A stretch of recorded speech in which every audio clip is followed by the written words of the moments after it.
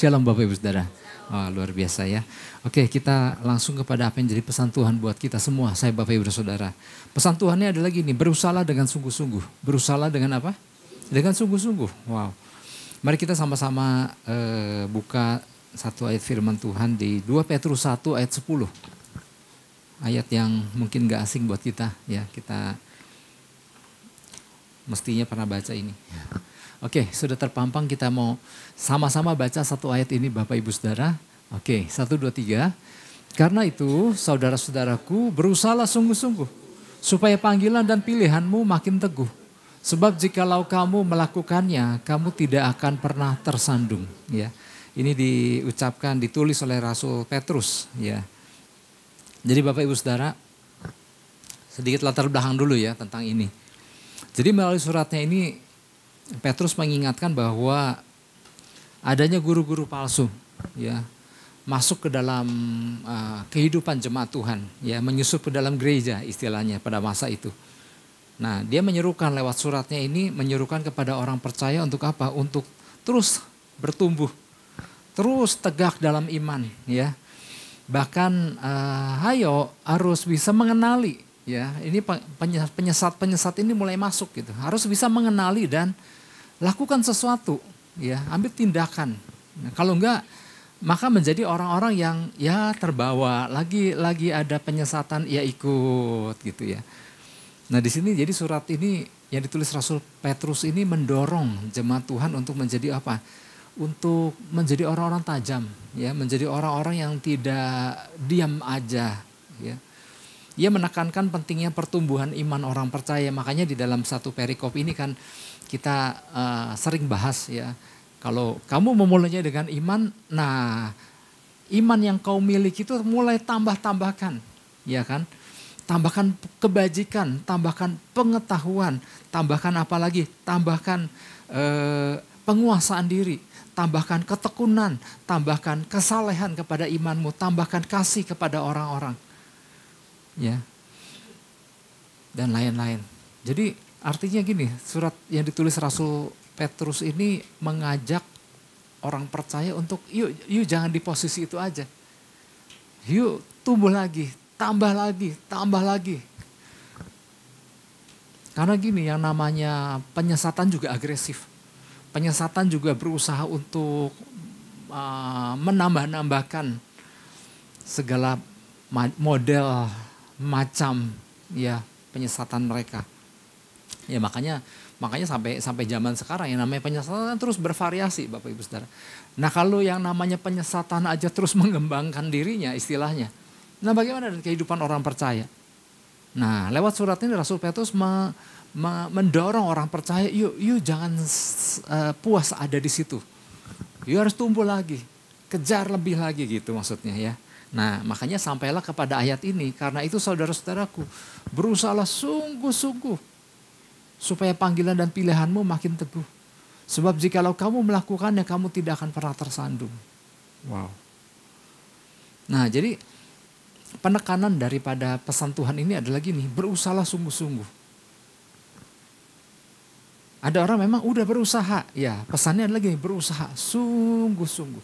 Kan ada orang yang berusaha nggak sungguh-sungguh. Ada orang yang berusaha kan setengah-setengah. Ada orang yang bilang berusaha tetapi ya santai-santai aja. Tapi lewat pesannya ini adalah berusahalah sungguh-sungguh. Nah, kalimat berusahalah sungguh-sungguh ini di dalam bahasa aslinya terangkum dalam satu kata. Yaitu kata spodazo. Spodazo. Ya. Spodazo. Yang artinya gini, jangan setengah-setengah. Lakukan dengan serius.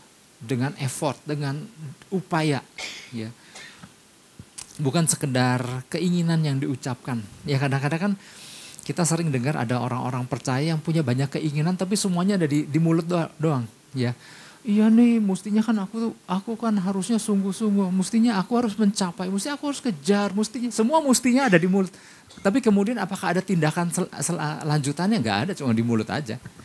Iya nih aku pengen nih jadi kayak begini, aku pengen nih bisa begini, bisa gini, cuman pengen aja gitu. Nah di sini dikatakan spodazo itu adalah bukan sekedar keinginan yang diucapkan, tetapi ada effort, ada upaya yang dilakukan. Ya. Ada tenaga yang dilibatkan di dalamnya. Ada semangat, ya, ada gairah. Ada speed, ada kecepatan. Dan ada ketepatan. Wow, jadi kaya sekali kata Spodazzo ini, ya. Dalam arti kata lain gini, punya daya juang. Punya daya juang yang baik karena memahami tujuan yang benar di dalamnya. Jadi dalam arti kata lain nih, kalimat di ayat yang barusan kita baca itu, dalam arti kata lain adalah gini, apabila kita tahu bahwa kita telah dipilih dan dipanggil oleh Tuhan, maka lakukan segala sesuatu dengan serius. Jangan menunda-nunda, jangan setengah-setengah. Kalau kita lakukan itu dengan serius, maka pijakan kita akan semakin kokoh di dalam dia. Di sini tulisnya kamu tidak akan pernah tersandung. Di dalam terjemahan lainnya pijakan kamu akan semakin kokoh. Kalau kamu udah tahu katanya, kalau kamu udah tahu tujuanmu, kamu lakukan dengan serius, wow, engkau akan menjadi kokoh. Nah, ini menjadi pesan Tuhan buat kita semua. Jadi melalui pesannya ini Tuhan katakan bahwa gak sedikit orang percaya masih kurang greget dalam menjalani hidup kekristenannya. Udahlah yang penting udah Kristen gitu. Wah, kalau orang percaya cuma prinsip yang penting udah Kristen, masih jauh kemana-mana. Belum ngerti apa-apa, belum tahu tujuan Tuhan. Yang penting udah jadi orang Kristen gitu ya. Jadi gini, apabila memang tahu apa yang harus diperoleh, kalau kita tahu apa yang harus dikejar, mari lakukan dengan kesungguhan. Itu satu hal. Apabila kita tahu ada yang keliru yang gak seharusnya dilakukan, mari bersegera mengambil keputusan yang benar. Jadi gini, kalau kita tahu ada yang luar biasa, maka raihlah itu. Tapi kalau tahu, menyadari bahwa ada yang salah nih, ada yang gak benar nih. Nah itu juga jangan, ya udahlah biarinlah habis bisa apa gitu. Nah, orang yang dikatakan berusaha sungguh-sungguh dia akan mengambil keputusan untuk tanggalkan itu dan ambil sesuatu raih yang benar. Gitu ya. Jadi artinya memiliki daya juang tinggi. Ya. Makanya tadi kata Spodazzo itu dikatakan gak setengah-setengah. Ya, lakukan dengan serius, dengan effort. Ya. Ada upaya. Memang kalimat ini kalau dipadankan dengan keadaan budaya timur atau budaya Indonesia di bangsa kita, memang kadang-kadang di Indonesia ini kadang-kadang suka punya apa namanya bukan jargon ya, apa sih ya, kayak semacam itulah, punya prinsip-prinsip yang kurang tepat kalau dipadankan dengan ayo berusaha sungguh-sungguh. Karena kadang-kadang di Indonesia suka ada istilah gini, jangan ngoyo. Ya, udah gini aja cukup, ya kan. Ya itu buat sesuatu yang lain mungkin tepat ya. Tetapi kalau untuk bertumbuh di dalam Kristus, kalau pakai prinsip udah jangan ngoyo gini ya cukup, maka kita akan menjadi orang biasa. Ya. Akan menjadi biasa-biasa aja. Ya. Sedangkan firman Tuhan bilang apa? Firman Tuhan kan bilang gini, usahakanlah kamu memperoleh karunia-karunia itu. Nah itu kan kalau dipadankan dengan prinsip hidup yang tadi, yang jangan ngoyo itu kan artinya nggak akan pernah ngejar. Udahlah gini juga cukup lah, ngapain ya. Nggak akan jadi apa-apa juga, udah gini ya. Bagaimana dengan firman Tuhan yang katakan hendaklah engkau penuh dengan roh. Seberapa kita punya kerinduan untuk ngalami kepenuhan roh. Kadang-kadang kan prinsip jangan ngoyo, udahlah cukuplah gini juga mau jadi apa sih gitu ya. Nah kalau punya prinsip yang seperti itu maka kita akan menjadi orang percaya yang selalu biasa-biasa aja, gak beda jauh dengan orang-orang dunia pada umumnya. Ya. Terus kemudian ya ini beberapa pemaparan umum yang terjadi ya. Kadang-kadang kan ada prinsip yang begini, biar lambat asal selamat. Ya itu peribahasa zaman SD dulu kan, biar lambat asal selamat. Tetapi kalau kita padankan dengan prinsip firman Tuhan kan nggak ada kan, udah lambat-lambat aja lah, tenanglah yang penting selamat gitu ya. Firman Tuhan katakan larilah begitu rupa, ya kejarlah, ya Makanya di dalam Mazmur 119 kan ada ayat firman Tuhan yang berkata, aku bersegera dan tidak berlambat-lambat untuk berpegang pada perintah-perintah. Jadi peganglah, artinya gini, prinsip-prinsip kebenaran ya. Kalau ada prinsip umum yang berlaku selama ini nggak tepat, ya udah jangan dipegang. Udah Pak, tenang aja Pak, biar lambat asal selamat. Atau kadang ada orang percaya yang menanggung beban yang tidak seharusnya dia tanggung, tapi yang dipikul terus. Ya. Akibatnya apa? Menjadi kelelahan sendiri. Tanggalkan segala beban dan dosa yang merintangi. Ya. Dan segala macam ya, prinsip-prinsip yang kurang tepat. Karena kita gini, Tuhan mau kita, yuk menjadi orang yang berusaha dengan sungguh-sungguh. Oke, beberapa prinsip yang harus kita pahami ya berkaitan dengan pesan Tuhan ini agar kita menjadi orang yang bersemangat ya. Sehingga panggilan dan pilihan Tuhan semakin kokoh di dalam kita ya. Yang pertama adalah gini, miliki daya juang atau semangat untuk maju. Semangat untuk maju yang tinggi, miliki dalam arti kata lain gini, miliki fighting spirit ya. Yang pertama miliki daya juang atau semangat untuk maju yang tinggi atau fighting spirit.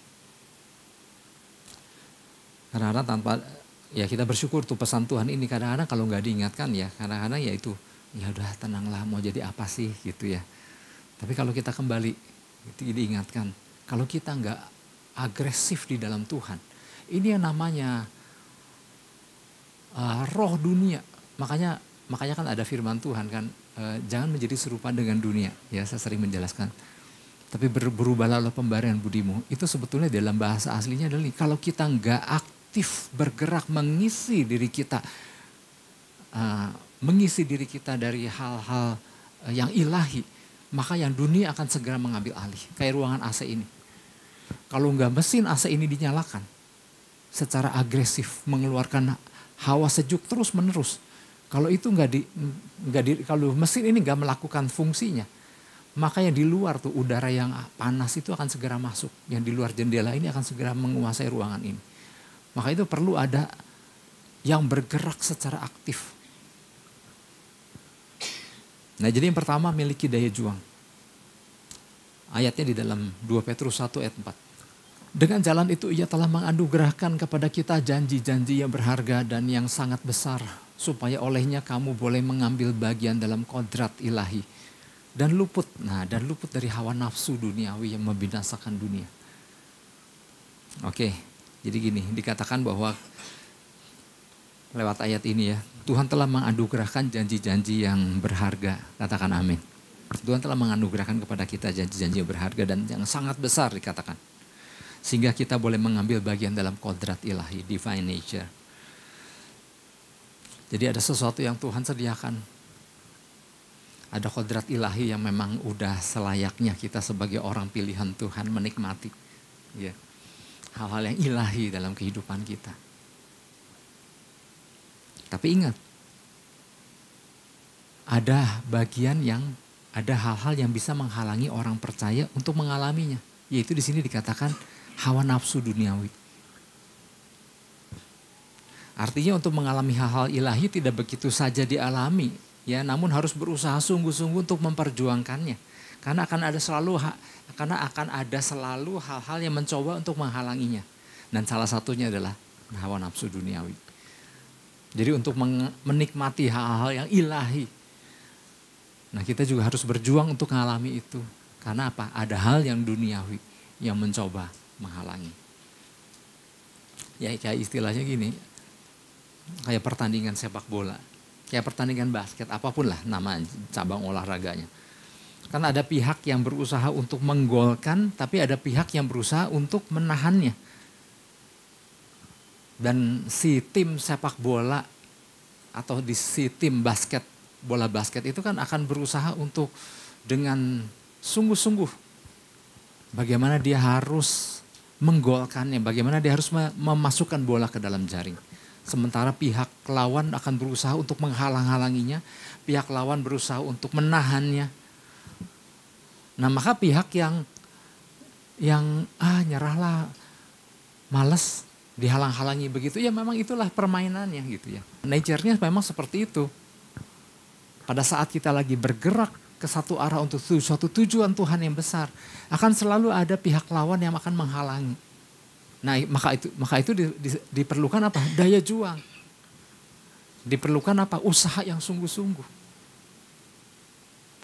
Karena musuh akan berusaha untuk menghalanginya. Musuh akan berusaha untuk membuat kita tidak mencapainya, tidak meraihnya. Ya.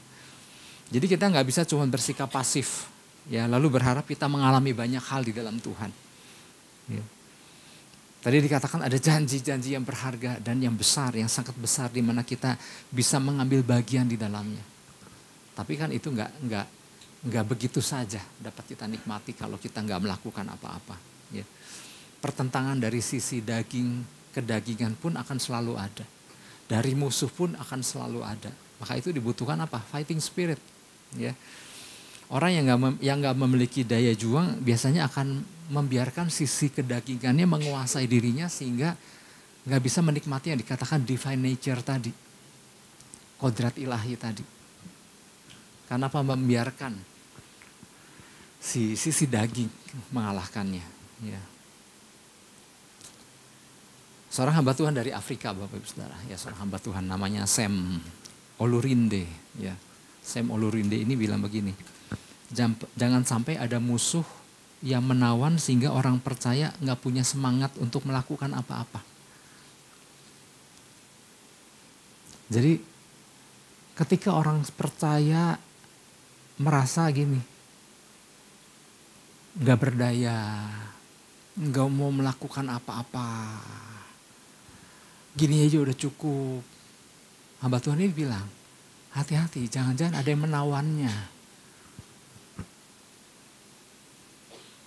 Nah, kalau tahu ada yang menawan, di Amsal pernah dijelaskan, seperti burung yang masuk ke dalam perangkap. Burung yang masuk ke dalam perangkap, kita perhatikan bagaimana sikap burung itu. Kejebak nih. Wah, karena ada umpan. Kemudian dia makan si beras, tiba-tiba sampailah ke perangkap, ketutup gitu. Nah, pernah nggak lihat burung yang kena perangkap itu, kemudian burung itu dengan nurut, oh ya udah terperangkap, ikutlah gitu. Apa yang dilakukan burung? Atau nggak usah burung lah, binatang apa ya? Rusa gitu ya. Kalau ditangkap itu apa yang dia lakukan? Berontak. Dia akan melakukan sesuatu untuk melepaskannya. Binatang apapun, ya, dia akan berusaha meronta-ronta untuk melepaskan dirinya supaya enggak tertawan. Nah, prinsip yang sama Bapak Ibu Saudara. Sam Olurinde ini bilang gini, orang percaya yang udah nggak punya gairah untuk nggak mau lebih maju lagi, udah nyaman begini aja. Dia bilang hati-hati, jangan-jangan udah tertawan. Nah, kalau udah tertawan, kemudian ya udah ikut aja lah, sok mau diapain gitu. Oh enggak, bersikaplah seperti lepaskan diri daripada segala jerat itu. Lepaskan diri dari hal yang menawan itu. Gitu. Ya. Karena orang yang dikatakan gini, miliki fighting spirit. Orang yang memiliki fighting spirit adalah gini, dia nggak akan membiarkan dirinya terbelenggu tidak berdaya. Ia akan berusaha melepaskan dirinya. Orang yang memiliki fighting spirit tidak akan membiarkan keadaan menekan dirinya sedemikian rupa sehingga tidak melakukan perlawanan apa-apa. Kan gak sedikit orang percaya yang tahu nih, aduh keadaannya kok begini. Kayaknya, aduh berantakan banget nih, kayaknya mesti ambil tindakan sesuatu tapi gak melakukan apa-apa. Nah, hati-hati. Jangan-jangan pilihannya gini, jangan-jangan ada yang nawan. Atau gini, jangan-jangan memang gak punya fighting spirit. Ya udah pasrah aja lah. Bapak Ibu Saudara, di Alkitab ada satu kisah di masa kepemimpinan Saul sebagai raja. Di masa itu Bapak Ibu Saudara, keadaan bangsa Israel sangat buruk sekali. Filistin begitu menguasai wilayah Israel. Sampai-sampai Alkitab catat gini, di Israel tidak ada pandai besi. Mungkin pernah baca ya. Di Israel sampai gak ada tukang pandai. Gak ada pandai besi. Karena gini, semua pandai besi, semua bahan besi itu dikuasai oleh Filistin. Apa sih maksudnya? Supaya orang Israel nggak bisa bikin senjata. Jadi dalam arti kata lain, di masa itu ketika terjadi konflik antara Israel dan Filistin, benar-benar di pihak Israel itu senjata cuma ada dua. Satu dipegang Saul, satu dipegang Jonathan. Rakyat tentara nggak punya senjata sama sekali. Nggak ada pandai besi. Artinya gini, keadaan Israel sangat buruk sekali. Mau perang nih lawan Filistin nggak bisa, nggak punya senjata.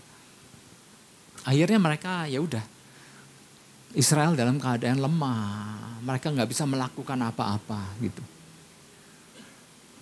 Tapi seorang yang bernama Jonathan, dia bilang sama bujangnya nih, apa kita mau diem aja nih? Gimana kalau kita masuk wilayah Filistin?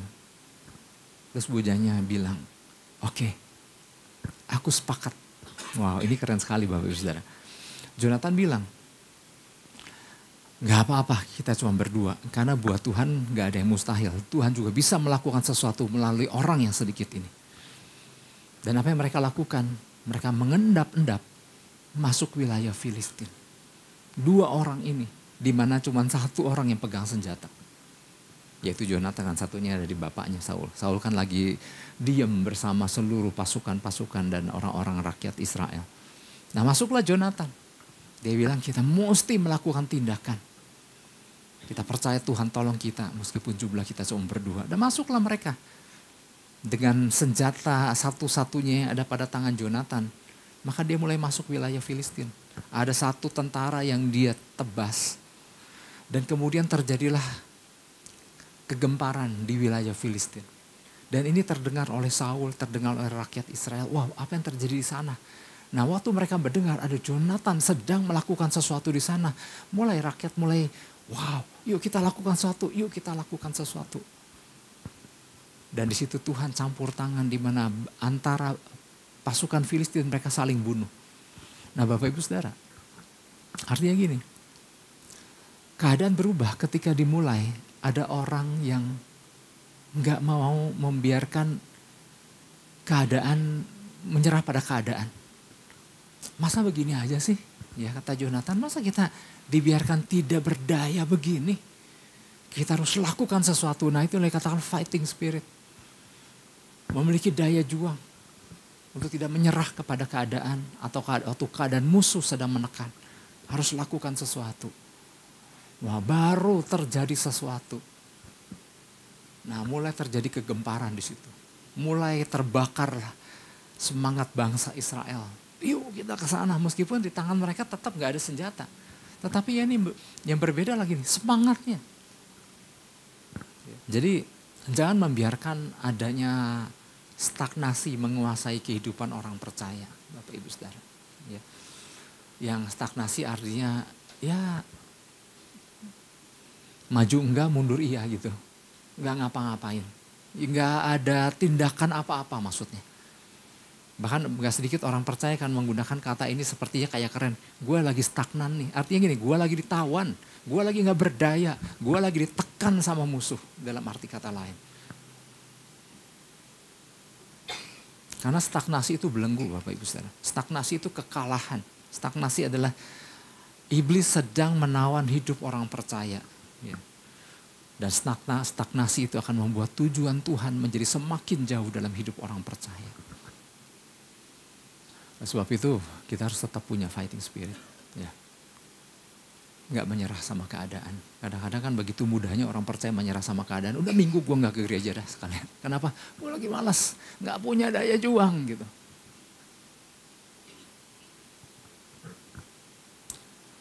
Oke, yang pertama miliki daya juang atau semangat untuk maju yang tinggi ya. Miliki fighting spirit. Yang gak kalah pentingnya yang kedua adalah miliki tujuan hidup yang jelas. Orang kalau nggak punya tujuan hidup maka ya udah nggak ngapa-ngapain juga. Orang nggak punya tujuan. Ya. Beda kalau punya tujuan. Makanya Bapak Ibu Saudara kalau kita perhatikan tuh kalau ada tayangan di National Geographic ada binatang citah. Ya saya pernah sampaikan ini. Binatang citah lagi ngejar Apa sih yang dia suka? Rusa atau pelanduk ya?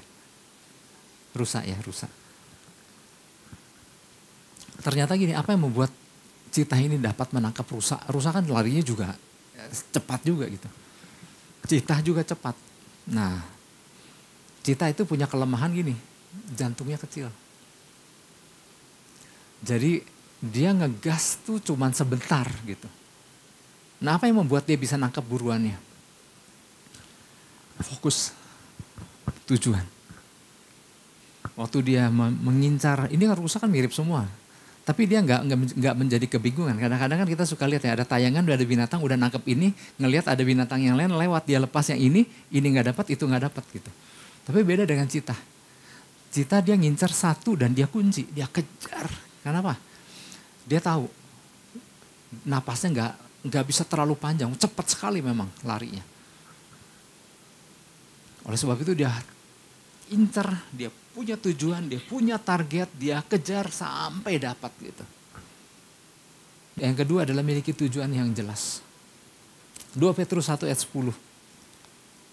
Karena itu saudara-saudaraku, berusahalah sungguh-sungguh supaya panggilan dan pilihanmu makin teguh. Ya, di sini Petrus mengingatkan tentang panggilan.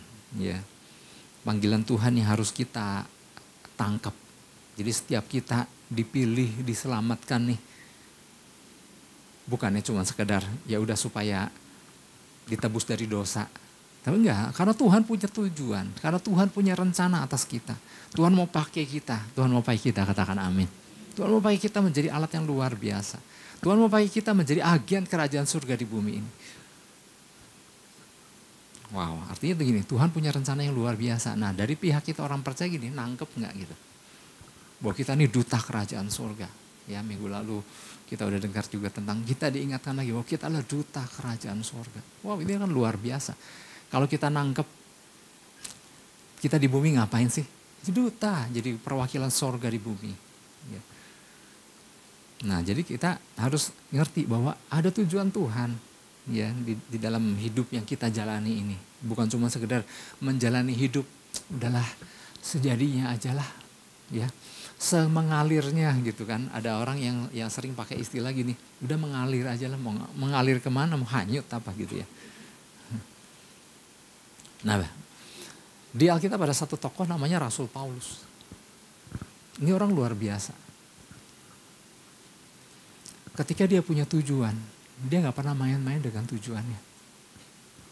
Bahkan sebelum kenal Kristus, saking serius dengan tujuan, buat tujuan yang salah sekalipun, dia serius. Waktu belum kenal Kristus, dia bilang, wow, ini jalan Tuhan ini mengacaukan hidup orang nih. Aku harus bantai para pengikut-pengikut Kristus ini. Maka dia sungguh-sungguh serius melakukannya untuk tujuan yang salah. Tapi ketika di dalam perjalanan ke Damsyik dia mengalami perjumpaan dengan Yesus. Dia menyadari bahwa ternyata gini, waduh selama ini aku memiliki tujuan yang salah ini. Dan di situ Tuhan pilih Rasul Paulus untuk menjadi alat yang luar biasa meskipun lingkup lingkup wilayah yang harus dia masuki ini gak mudah. Dan di situ Rasul Paulus tangkap, wow ternyata aku ngerti sekarang. Aku diciptakan dengan sebuah tujuan yang luar biasa. Maka apa yang lakukan? Kali ini di dalam Kristus dengan tujuan yang jelas. Maka dia lakukan segala sesuatu dengan sungguh-sungguh. Dia gak pernah setengah-setengah. Ya, dia gak pernah santai. Dia gak pernah main-main, bercanda-bercanda. Maksudnya dalam hal mengerjakan tujuan Tuhan. Apa yang Tuhan percayakan, maka dia kerjakan dengan sungguh-sungguh. Ya, jadi Rasul Paulus ini menyadari bahwa ia dipanggil ya oleh kasih karunia yang luar biasa. Karena itu gak ada alasan buat dia untuk menjadi gak sungguh-sungguh di dalam Tuhan. Ya. Maka dia katakan, hidupku bukan aku lagi, tapi Kristus yang hidup di dalam aku. Makanya kalau kita perhatikan di dalam surat-surat yang ditulis Rasul Paulus banyak sekali berbicara tentang tujuan. Banyak bicara tentang visi. Banyak bicara tentang target yang ku kendaki adalah mengenal Tuhan dan kuasa kebangkitannya. Aku bukan petinju yang sembarangan memukul. Wow, artinya benar-benar dia punya tujuan yang jelas, punya target yang jelas yang harus dia capai. Nah, bagaimana dengan tujuan hidup kita? Iya nih, aku bingung buat apa sih aku hidup. Nah, artinya gak punya tujuan. Ya, gak punya tujuan yang jelas di dalam Kristus. Artinya orang yang gak punya tujuan jelas, artinya gini, dia memilih untuk hanyut oleh berbagai keadaan. Diombang-ambingkan ke kanan, ya ikut ke kanan, itu orang hanyut ya. Itu orang yang suka bilang, mengalir aja lah. Artinya gini, waktu angin membawanya ke kiri, ya udah ke kiri. Waktu arus membawanya ke kanan, ya udah ke kanan. Kenapa? Nggak punya tujuan, nggak punya target yang jelas yang harus dia capai. Ya. Nah ada seorang penulis Bapak Ibu Saudara, namanya Orison Swett. Ya. Orison Swett Marden. Ya. Oke lah siapapun namanya ya, nggak kenal juga. Dia bilang begini, orang yang telah mencapai hal-hal yang besar, pasti di belakangnya mempunyai tujuan yang besar terlebih dahulu. Dan kemudian ia mengarahkan pandangannya kepada tujuan tersebut. Oke, ulang ya. Dia bilang gini, semua orang yang telah mencapai hal yang besar, pasti sebelumnya sudah memiliki tujuan yang besar terlebih dahulu. Jadi yang pertama adalah punya tujuan yang terlebih dahulu. Dan kemudian udah punya tujuan, dan kemudian dia mengarahkan pandangannya untuk mencapai tujuan yang telah dibuatnya. Bukan yang telah dibuatnya, tujuan yang telah dimilikinya. Maka baru terjadilah hal-hal yang besar. Karena masalahnya gini, ada orang gak punya tujuan. Kemudian ini udah punya tujuan, juga gak punya semangat untuk menjalani tujuan itu. Nah tapi beda, seperti yang dikatakan ini. Dia punya tujuan dan dia laksanakan tujuan itu. Dia kerjakan tujuan itu. Maka barulah terjadi hal-hal yang besar.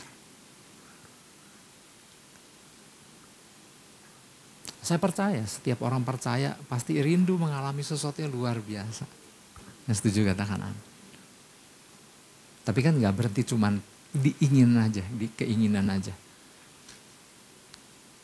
Tapi juga harus disertai dengan sebuah keputusan untuk melaksanakan tindakan itu. Nah Bapak Ibu Saudara ada satu studi nih. Studi di Harvard Business School. Tentang statistik tujuan yang ada kaitannya dengan keberhasilan. Statistiknya dibilang begini ya. 83% orang yang dia lakukan survei. Menjalani hidup yang tidak jelas. 83% loh. Orang menjalani hidup yang gak jelas. Karena tidak memiliki tujuan yang jelas. 14% mempunyai tujuan dalam pikirannya. Wow, ini udah lebih bagus nih, mempunyai tujuan. Namun tujuan tersebut tidak sungguh-sungguh dituangkan dalam tindakan. Jadi artinya yang 83% dan yang 14% kurang lebih hasilnya sama. Yang satu gak punya tujuan. Ya udah gak jelas hidupnya. Yang kedua, kelompok yang kedua 14% nih punya tujuan, tapi juga nggak menuangkannya dalam tindakan. Ternyata gini, hanya 3% yang memiliki tujuan yang jelas dan menuangkannya dalam tindakan. Nah, siswa yang memiliki yang 3% ini memiliki pencapaian yang jauh puluhan kali lebih besar daripada yang nggak jelas tujuannya, ataupun yang nggak punya tujuan. Ya. Artinya tujuan itu penting nggak? Tujuan itu penting. Dan Tuhan udah, waktu Tuhan pilih kita, artinya Tuhan punya tujuan yang luar biasa. Nah ini yang harus kita tangkap sebagai orang percaya.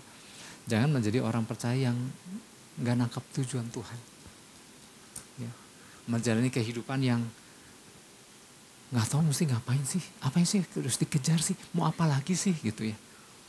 Dari situ terlihat bahwa memang nggak punya tujuan. Orang yang nggak memiliki tujuan dalam hidupnya, dia akan memberikan kendali hidupnya kepada hal yang lain. Oke lah ya, jadi intinya gini, kita belajar di the point yang kedua ini ada satu tokoh ya, Rasul Petrus yang nulisnya kan, dia bilang pentingnya menyadari ada tujuan besar. Nah contohnya tadi Rasul Paulus ya. Di dalam surat-surat yang banyak itu ada banyak menuliskan tentang tujuan, goal, visi yang harus dicapai. Nah mari Bapak Ibu Saudara, saya nggak panjang lebarkan. Pesan Tuhan buat kita, saya Bapak Ibu Saudara adalah gini, berusahalah sungguh-sungguh. Jadi artinya lewat pesannya Tuhan mau kita, yuk jangan menjadi orang percaya yang nggak melakukan apa-apa, yang nggak jelas tujuan hidupnya, yang nggak punya fighting spirit. Tetapi kita bersyukur kalau Tuhan terus kasih tuntunannya, waktu Tuhan kasih tuntunannya adalah sangat baik sekali waktu kita tangkap itu dan kemudian kita hidupi itu di dalam kehidupan kita. Dan kita bersyukur ya, artinya gini, Tuhan nggak bosan-bosan kasih arahan sama kita. Ya, bagian kita adalah usaha, tangkap dan berusaha sungguh-sungguh. Yang mau katakan amin. Kita beri tepuk tangan buat Tuhan Yesus.